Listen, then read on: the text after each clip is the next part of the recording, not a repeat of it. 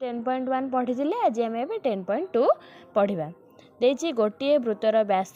0.42 metre हेले यार परिधि केते परिधिर सूत्र आम जाने कौन ना 2 पाए आर पाएर मूल्य आमको दे देछि केते ना 22/7 एबे आम आंसर करबा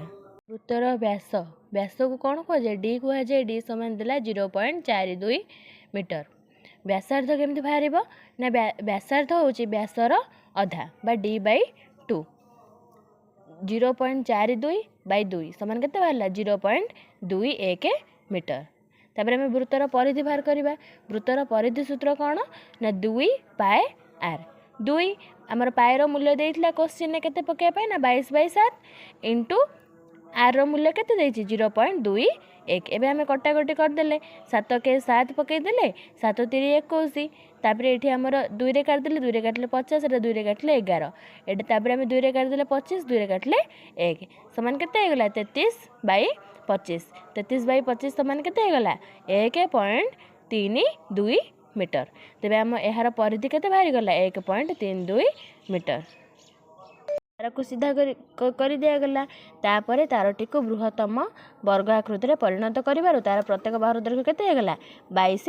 सेमी वर्गाकृतिर परिसीमा केमती निर्णय करा जाए ना आम सूत्र अच्छी 4 इंटू बाहु 4 इंटू 22 समान होगला 88 सेमी वृत्तर परिधिर सूत्र आम जाने पाए इंटू डी इजिकल टू होगला 88 सेमी आमको डी बाहर करार अच्छे डी इजिकल टू पाएटा एपटे कौन है गुणा एपटू आसले हरा हम 88/पाए 88 बाय पाएर मूल्य केते ना 22/7 जेतु 28 रे 22/7 हरा है गुणीदेले कौन हो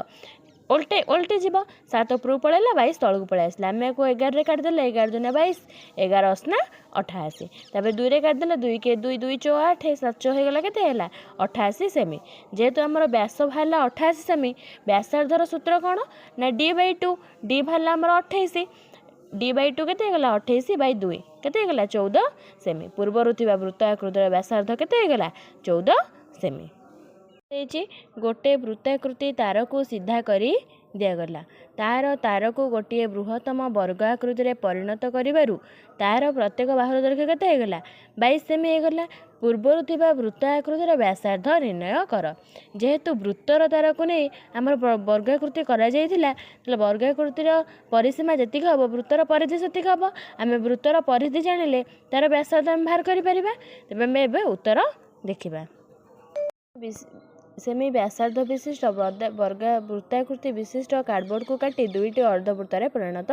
करागला एटा हूँ 14 सेमी व्यासार्ध विशिष्ट गोटे वृत्त ताको भांगी कईटा अर्धवृत्त होगला दुईटी अर्धवृत्त होगला एबे अर्धवृत्तर चारिपटे कौन लगे ना लेस लगे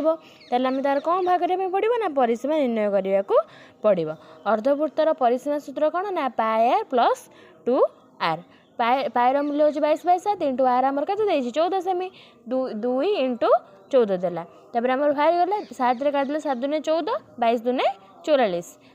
14 दूने केते होगला 28 होगला समान केते होगला ना 72 सेमी जेतु गोटे अर्धवृत्तर परिसीमा केते बाहरी गला 72 सेमी एबे आम दुईटी अर्धवृत्तर परिसीमा बाहर कर देबा 72 इंटू